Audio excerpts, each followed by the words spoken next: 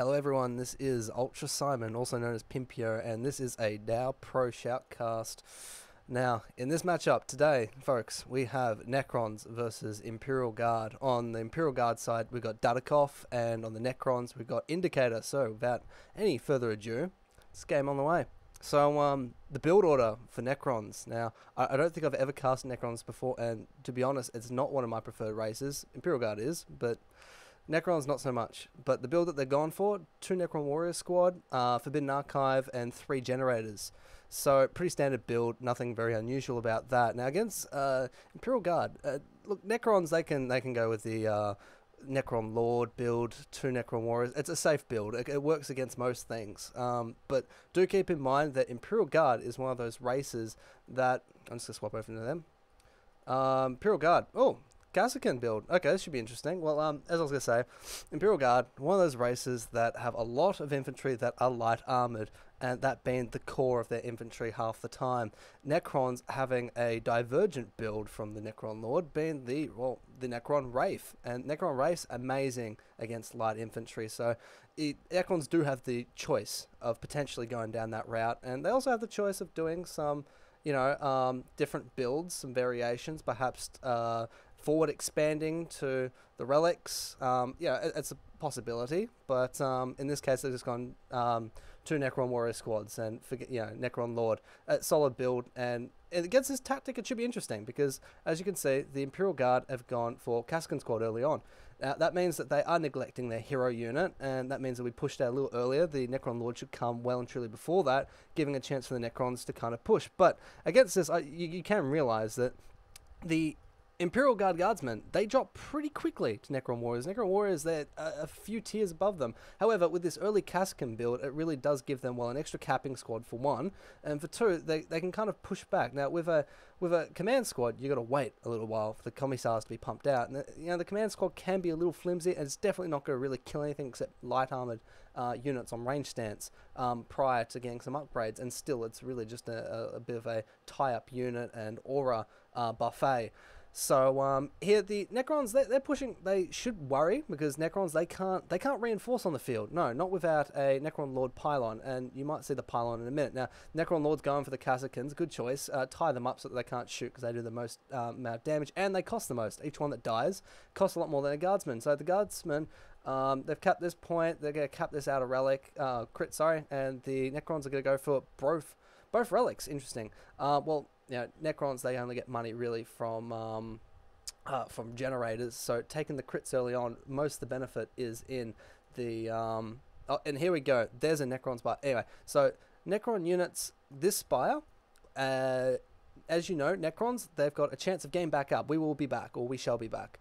Now with that Necron pylon in the area, in the vicinity, Necrons have a high chance. So basically, it also has a secondary effect, just like all the Necron generators, and that is they give off an aura that reduces line of sight significantly to enemy units. So it can be strategically placed, not to mention that Necrons in DoWpro can teleport to any friendly building, including the spire that the Necron Lord can summon. So the Imperial Guard opting to, well, they haven't secured this point yet, so I'm not quite sure why they're opting to go and harass the other side of the base, the map. Good choice, good timing. However, and they take it out just before it caps. You won't be too happy, but the Necrons see, look, that they just teleport straight in. The only problem is that Necron Lord isn't with them. So they're at a slight disadvantage here. However, there's 2 solid Necron Warrior Squads. So just looking at their base quickly, alright, not much going. I was just looking for the Wraiths, perhaps. Necron Spire goes up. As you can see, this little dusty aura of darkness just hovers around every Guardsman's head as he wonders what his fate is. So Necron Warriors, they just get chased. They don't really want to stand still because they'll just get tied up, but they do really good firing the move damage, and the idea is that they can just keep chasing. They'll eventually wear down the enemy. Sure, you can get a shoot off, but in this case the Imperial Guard probably isn't going to let them. The Imperial Guard, early listening post 2. It's a bit of a suck of energy to do that, especially when you've opted for a Kasrkin and Command Squad build with 2 commissars. However, it's going to successfully push back the Necrons, and that's really what they need. They really need the Necrons to stop chasing them, and with this LP2 at their back, they can do that. So there goes it gets tossed across the map. there goes, that's the expensive bit, 120 rec, and I think something like 30-40 energy. So, expensive loss. However, it looks like the Necrons are losing a lot more than they'd fair to. Again, using the Necron Tire Pylon as a fallback strategy. I'm not quite sure why. However, that little thing that you see, the little green circles that hover, that means that the Necrons have cast spell. Well, it's not a spell. It's a ability at the Necron monolith that allows you to, well, you select a unit or two, and you can teleport them to any structure. So it's not like DC or Soulstorm, where you can just teleport freely and it's got an active cooldown. And this doesn't have an active cooldown. It's shorter. However, it does cost energy to teleport. You can't do it freely. However, you can teleport to a wider range of buildings. So you can use it as a strategical measure to apply pressure to enemies. So on this side of the map, okay, so attack scarabs out. They can use this to harass the base. They can use that to tie up infantry, which is really what the Necrons need at the moment. They need fewer squads shooting them. The Imperial Guard, they've gone for 2 Kasrkin squads, and this is a very powerful early game build, really. 2 Kasrkin squads maxed out, I believe. And here comes the harass. He starts the harass. A heavy bolt turret going up on this side of the map. I think the Imperial Guard has preemptively assumed that there's going to be harassment coming from either side, from these little mini bugs. And is going to put up a turret eventually. It's also perhaps to stop the ability for Necrons, say they take one side of the map, they could push the other side of the map, use the teleport the other side of the map, and, it can force the enemy's forces to shift to one side, and then you can harass the other. It's a little bit of an expensive maneuver, but it could pay off if you reduce eco. So here we've got a fight going. The Necron Lord's going to fall if he keeps running, if he doesn't teleport away, and it's a bit of a silly maneuver, just chasing that command squad, really, not even shooting, it's purposeless. However, the Necron Warrior Squads are going to stay here and fight. A third Warrior Squad's out, so perhaps he's hoping that this will be enough. He's still moving them around actively, trying to make sure that they're continuously shooting and not fighting too much. Oh, here we go. One squad is fighting, and now the Imperial Guard's going to fall back. They can kite the squads. They have more squads, and they have 2 squads of particular fire burst damage. So if they can always keep these Kasrkin squads just continuously dancing back and forth, shooting, they might be able to do more damage than the Necrons dealing to them. The idea is they probably want to focus down one Necron squad, because they're not really winning this. Every time you kill off a Necron, there is a chance it will just jump back off the ground as if it didn't even care, as long as the squad is within the vicinity of that dead body when it decides to pop back up. So here comes, on the other side of the map, just noticing attack scarab going again, and this turret's paying off. It's stopping them from being able to harass. So Necrons are going to continue walking. The thing is, if the Necrons decide to teleport back, they can't teleport back 3 squads. Only 2, as I said. Not until tier 3. Tier 3, they can opt to teleport their whole army, but this isn't tier 3. Okay, not quite there yet. Got a couple more minutes. So the Necrons have pushed all the way into the base, and now they've got nowhere to run without going into the base turrets, but backwards. And that means they're not shooting. They're not shooting at the end. They're only losing troops. So really, perhaps a purposeless, as I said, purposeless cause. The Necron Lords come back up. Looking at tier, Necrons are still on tier 1, and so is the Imperial Guard. So the Imperial Guard, they've got their armory out. I'm not quite sure. I'll just quickly check if they're not going for any upgrades at the moment. They might go for some Kasrkin upgrades, some range upgrades to get more DPS out, or they might go for a command squad size upgrade so they can get more commissar aura stacking. The other thing, do notice that they aren't actually using any commissars added to the squad, so no additional heroes, just the command squad. So there goes the pillar.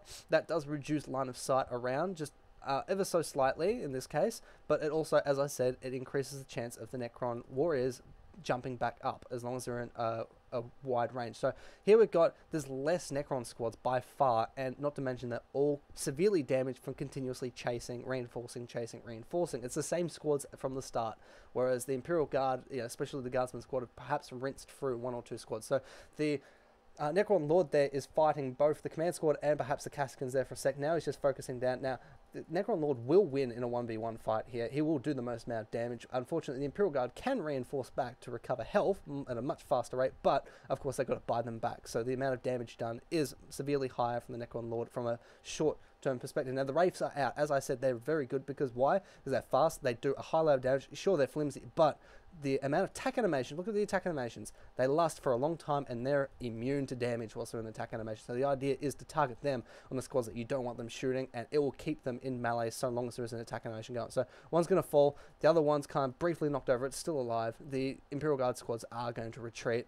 The Necrons, they've only got one squad going, I believe, and they've got a second squad coming back that they teleported back. So that is a bonus to playing Necrons. You can use that, as I said, that teleportability to quickly get squads out just before they die, so you don't have to buy a new one altogether.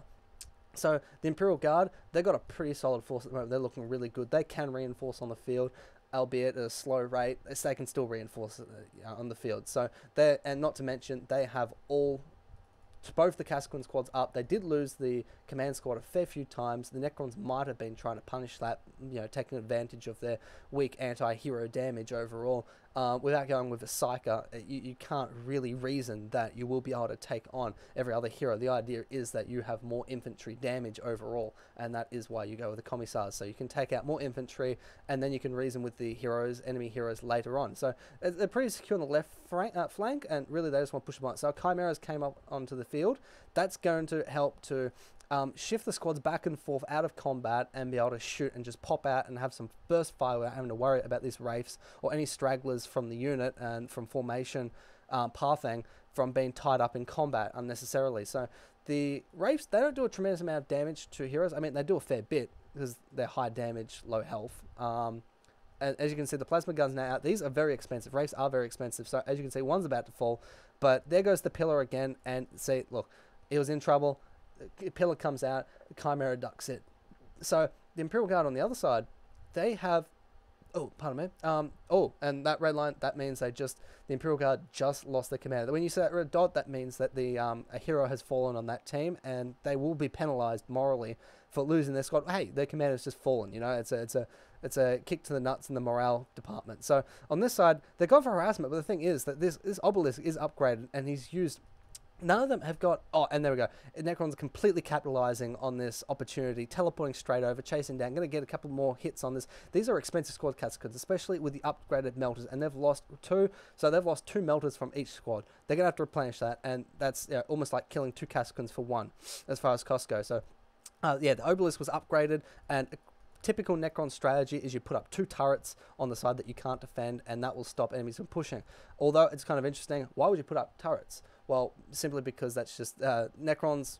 They can't really defend all sectors. They kind of have to be grouped together, and they're slow. And once they've used up a teleport, that's it. They've got to wait a fair bit of time, and they've got to pay for it. So it's a lot cheaper as an investment, especially since you get economy, not from strategic points that you've taken over, but the distance you've acquired from generators having to be, in Necrons, having to be spaced out evenly. They can't be built within a certain distance of each other. So the more distance you've got and you've acquired and you've taken over, not only the more distance you can teleport around, and there goes the obelisk again. And see, no commissar on this squad. There's very low moral. It instantly breaks the squad, instantly. And then they do absolutely no damage. However, they've pushed this side. They've completely focused on this side to take this out, because it really, it severely limits Necron's kind of field of domination.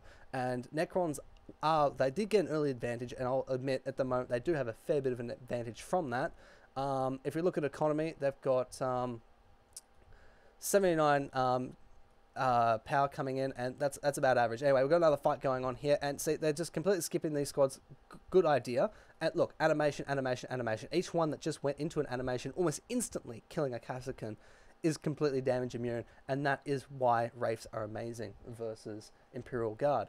The Imperial Guard can focus them down, and they can use measures, especially like vehicles and base buildings, and see the red mark. So now any moral damage will be almost doubled. Can't quite remember the exact mechanic, but see, the Chimera is very handy in this case, because you can just duck them in and jump out. You can instantly jump out, and look, they've got a couple of shots that they normally wouldn't get out, because the player probably would have been targeting them. And in this case, they're not attack moving. You want them, they're physically clicking on squads to attack. Attack moving would just have them attack the closest building, and when you're chasing an enemy, that's not what you want to do. You want to physically move on the ground. So when you pop out, you've got a very low chance that anything's going to instantly hit you unless that player is being very attentive. So anyway, looking at map domination, we've got the 1 crit there for Necrons, none taken over there, and none taken over there. So Necrons owns, they got a bit of view, but I don't believe they get power for that. I'm not 100% sure, but I'm pretty sure they don't. Now, as I was saying, the more map, as you can see, they're evenly spaced out. That's the mechanic that Necrons use to build generators on, and as you can see, they're evenly. They got a fair few generators up. It's more so than Imperial Guard should be letting them. I mean, these ones that just kind of tinker outside outside the base, they compensate for a fair amount. It just helps push Necrons over that limit. Now, Imperial Guard, tier 2 and a half, and they've got their mechanized commander up, and you'll probably be seeing either a Basilisk to disrupt the Necron warriors and kind of slow their ascent down, also try and break their morale. But otherwise, because I believe Necron warrior squads that are broken, they cannot resurrect. Now, we've got look at that. We've got an autocannon on the Chimera doing significantly more damage to these Wraiths. So quite a tactic. You could, in fact, just go more Chimeras. Mind you, the penalization being the rotation speed of the turret. Now, we've got a little confrontation in the middle. The Imperial Guard aren't microing this too well. They're too concentrated on taking that point in the center. They should really just stop that and just focus fire on taking out one infantry squad. Take out one infantry squad. Look, instantly, this Necron player is good. He teleports his squad right away, straight away. He might be able to do this for this squad, might not, because he just wore out his... there we go. Having said that, once a Necron squad is broken, I believe they are allowed to freely teleport. I can't quite remember. It's been a very long time since I played Necrons. So the Necron squads, they're still going to push into the center. They realize that the enemy is in negative cover for coming in when they come in from this angle, and the enemy's kind of situated here. However, this vehicle is causing a lot of grief for the Necrons, and the Necrons are trying to push slightly further than they should. They really should be holding back, trying to get a couple more generators up in this area where the enemy hasn't pushed and doesn't really have any control whatsoever or vision. And they've done a good job to kind of push past this bank here, but it's not enough. So the Necrons, they're still fighting. They've still got a couple of Wraiths going up and down. And see, these Wraiths, they're not reinforcing. It's just the only thing that's keeping them alive is A, the attack animations, and B, the the death animations, or the kill animations, that's it, and B, their resurrection % chance. Now, these are going to fall. Unfortunately, as I said, the Necrons, in this case, probably don't know when it's best to retreat, and they're pushing way too hard. I think the Imperial Guard, just by the fact that this is still, know that this is over and in their favor. They've just forget what I just said. 3 squads of Necrons still on the field, and a Tomb Spider. I don't even know where these have come from. They're 2 fresh units, and one that they managed to scavenge from the battle. So this game isn't over at all, and I don't think the Imperial Guard are at all prepared for vehicles from the Necrons. An amazing choice, if any. So the Imperial Guard, they did go for the Basilisk, as I thought, to kind of disrupt and try and break the morale of the Necrons. These Necrons are falling very quickly to, I think, the autocannon of the Chimera. The Chimera, although when it first comes out, you don't have an opportunity to take any of these upgrades, but as soon as the mechanized command goes up, you can. Now, on this side, there is a bit of harass going, and look, it's just tickling. It doesn't even care. The Tomb Scarab can be used as a scavenger for bodies to make new squads. I believe, for free, or they can use just like a Dreadnought, take out the base, and this is a very typical strategy, try and backdoor the enemy whilst they're not around, whilst they're unprepared, and whilst they can't do anything about it, and very viciously going about it. Perhaps they're not even trying to upgrade this turret, they know it's lost, and that there's absolutely no way they could upgrade it in time and take out this Tomb Spider. However, they could, if they had enough tech priests, and perhaps tier 3, they could use the Machine Spirit ability, which paralyzes, immobilizes enemy vehicles. However, they haven't. Meanwhile, while this is happening, the Imperial Guard is trying to wear down the Necron economy, and they're doing exactly that by taking out these generators, being the sole economy of the Necrons. And this Tomb Spider, I don't know what it's doing. I don't know why it's running all the way back here. It should be attacking the Sentinel. Oh, pardon me. It should be attacking the Sentinel, taking advantage of perhaps the... because the Imperial Guard player can't be everywhere at the same time, so perhaps it's obviously an attack move. He's not actually microing it, I don't believe. He might be watching it, but he's not microing it. Anyway, that's a good game, and Imperial Guard take that win. Anyway, thanks very much for watching, and stay tuned.